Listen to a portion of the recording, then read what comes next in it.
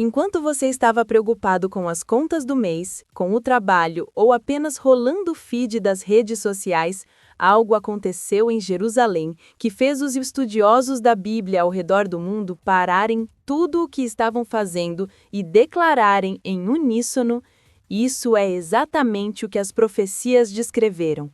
E aqui está o que vai te chocar. Não estamos falando de interpretações forçadas ou teorias conspiratórias de internet. Estamos falando de um evento oficial, transmitido ao vivo, com apoio do governo israelense, que conecta ponto por ponto com textos escritos há mais de 2000 anos. Sem sacerdotes, sem chofares, um monte do templo e milhões de testemunhas simultâneas ao redor do planeta. Se você acha que profecias bíblicas são apenas histórias antigas, sem relevância para hoje, os próximos minutos vão virar completamente essa ideia de cabeça para baixo. A verdade inconveniente que ninguém quer te contar é esta: você foi ensinado a acreditar que sinais proféticos são coisas abstratas, simbólicas, impossíveis de verificar. Mas e se eu te disser que estamos vivendo o cumprimento literal delas, filmado em alta definição, com geolocalização precisa e timestamp verificável? Enquanto igrejas e sinagogas debatem teologia em círculos intermináveis, Israel está agindo como se soubesse algo que o resto do mundo ainda não captou. A cerimônia dos 100 chofares não foi um show para turistas ou uma performance artística. Foi uma declaração profética que tocou o alarme para toda a humanidade. E o mais assustador, a maioria das pessoas viu, comentou, compartilhou e continuou com suas vidas como se nada tivesse acontecido. Mas você não vai cometer esse erro, porque neste momento você está prestes a entender não apenas o que aconteceu naquele 24 de setembro de 2025, mas por que isso importa para a sua vida pessoal, para suas escolhas e para o tempo que ainda resta. Vamos destrinchar cada camada dessa cerimônia histórica, desde as origens bíblicas do shofar até as implicações geopolíticas e espirituais que ninguém está conectando. E no final, você vai ter em mãos algo que pouquíssimas pessoas possuem: clareza absoluta sobre o momento profético que estamos vivendo e o que isso significa para você. Prepare-se, porque o som daqueles chofares ainda está ecoando e o propósito dele é justamente acordar quem ainda está dormindo. O governo israelense não apenas permitiu essa cerimônia, como deu suporte oficial completo, transformando o que poderia ser um ritual religioso comum em algo de proporções geopolíticas gigantescas. Câmeras de alta definição capturaram cada detalhe, drones sobrevoaram o local e milhões de pessoas assistiram ao vivo enquanto aquele som milenar ecoava do lugar mais sagrado para judeus, cristãos e muçulmanos.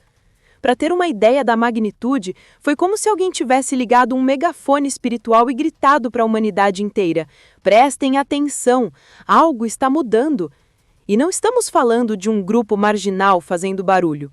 Eram sacerdotes oficiais, vestidos em suas vestes cerimoniais, cumprindo um protocolo que remete aos tempos bíblicos. A reação global foi imediata e dividida como uma lâmina afiada.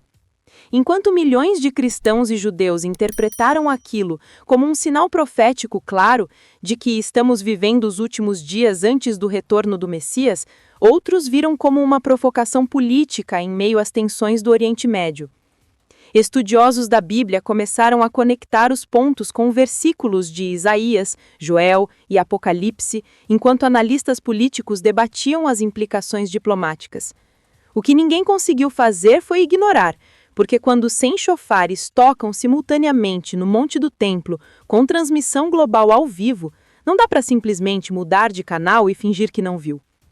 E isso nos leva a uma pergunta inevitável: de onde vem esse instrumento tão poderoso e por que seu som carrega tanto peso?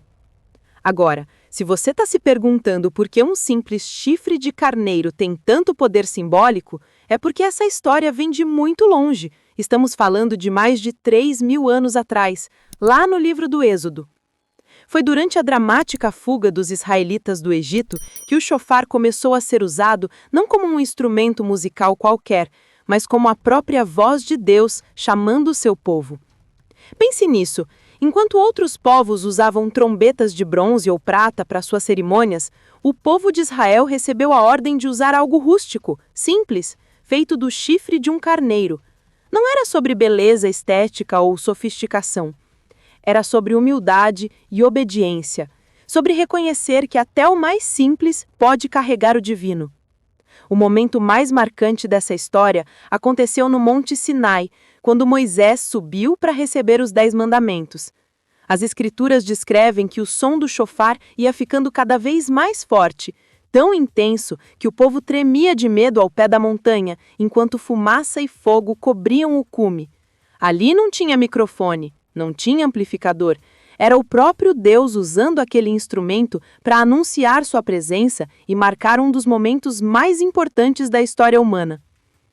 Depois disso, o chofar virou parte essencial da vida judaica. Era tocado para convocar assembleias, para anunciar o início do Shabat, para celebrar as festas sagradas como Rosh Hashanah e Yom Kippur, e até em situações de guerra. Quando aquele som estridente e prolongado do chofar corta o ar, não é apenas um barulho, é um despertador espiritual que atravessa a alma de quem ouve. No hebraico existe uma palavra linda chamada teshuvá, que significa literalmente retorno ou volta, mas carrega um peso muito mais profundo. É o arrependimento genuíno, aquele momento em que a pessoa para, olha para dentro de si mesma e decide mudar de direção. E o chofar é justamente isso em forma de som. Um chamado urgente para acordar do sono espiritual, sacudir a poeira da rotina e voltar para os braços de Deus. É como se cada nota fosse uma pergunta incômoda. Ei, como anda a sua vida? Você está vivendo de acordo com o propósito que recebeu ou só está sobrevivendo no piloto automático? No judaísmo, essa conexão é tão profunda que os rabinos ensinam que existem diferentes tipos de toque no chofar, cada um com um significado específico. O tequiá é um som longo e contínuo, que representa a soberania de Deus, aquele lembrete de quem realmente está no controle de tudo. Os shevarim são 3 sons quebrados, meio trêmulos, que simbolizam o coração partido pelo arrependimento, aquela tristeza genuína pelos erros cometidos. E o teruá são 9 toques curtos e rápidos, como um alarme urgente gritando: acorda, não dá mais para adiar essa mudança. Juntos, esses sons criam uma espécie de narrativa musical que conduz a pessoa através do processo de transformação interior. Rosh Hashanah, o Ano Novo judaico, não é aquela festa com fogos de artifício e champanhe que a gente conhece. É algo bem mais profundo e solene. É literalmente chamado de Yom Teruah, o dia do toque do chofar, e marca o início de 10 dias de introspecção, conhecidos como os Dias Temíveis, que culminam no Yom Kippur, o Dia do Perdão. Em 2025, essa celebração ganhou uma dimensão totalmente diferente quando o governo israelense e líderes religiosos decidiram que não seria um toque tradicional de chofar, mas 100 chofares tocando simultaneamente no lugar mais sagrado do judaísmo. O simbolismo era impossível de ignorar. 100 representa completude, perfeição, totalidade, como se Israel estivesse declarando ao mundo que chegou a hora da unidade completa entre todos os filhos de Abraão. Mas tem algo muito maior acontecendo aqui do que apenas um ritual ampliado. Estudiosos da Bíblia começaram a conectar os pontos com versículos de Isaías, Joel e Apocalipse, enquanto analistas políticos debatiam as implicações diplomáticas. O que ninguém conseguiu fazer foi ignorar, porque quando 100 chofares tocam simultaneamente no Monte do Templo com transmissão global ao vivo, não dá para simplesmente mudar de canal e fingir que não viu. E isso nos leva a uma pergunta inevitável. De onde vem esse instrumento tão poderoso e por que seu som carrega tanto peso? Profecias bíblicas apontam que esse número específico, 100, ecoa passagens do profeta Isaías, especialmente quando ele fala sobre o tempo em que Deus reuniria seu povo disperso pelos 4 cantos da terra ao som de uma grande trombeta. Em Isaías 27:13, está escrito que naquele dia se tocará uma grande trombeta, e os que andavam perdidos pela terra da Assíria e os que foram desterrados para a terra do Egito voltarão e adorarão ao Senhor no Monte Santo em Jerusalém. Para quem acredita nas Escrituras, aquela cerimônia de setembro não foi coincidência, foi cumprimento profético em câmera lenta, transmitido ao vivo para que todo mundo testemunhasse. E tem mais, o apóstolo Paulo, em sua primeira carta aos Tessalonicenses, descreve de forma vívida como será o retorno de Cristo. Porque o mesmo Senhor descerá do céu com alarido, e com voz de arcanjo, e com a trombeta de Deus. Quando líderes cristãos ao redor do mundo viram aquela transmissão dos 100 chofares, muitos sentiram que estavam assistindo a um ensaio, uma espécie de prévia do evento final.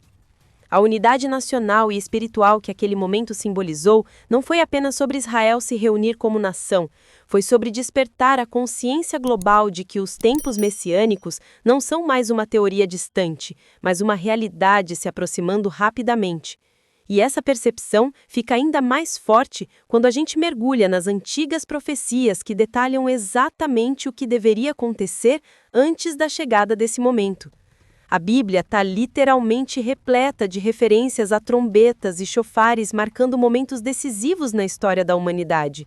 E quando você começa a conectar esses pontos, o quebra-cabeça profético se torna surpreendentemente claro. O profeta Joel, por exemplo, escreveu palavras que parecem ter sido arrancadas das manchetes de hoje. Tocai a trombeta em Sião e clamai em alta voz no meu santo monte. Perturbem-se todos os moradores da terra, porque o dia do Senhor vem, já está perto. Pense na precisão assustadora disso.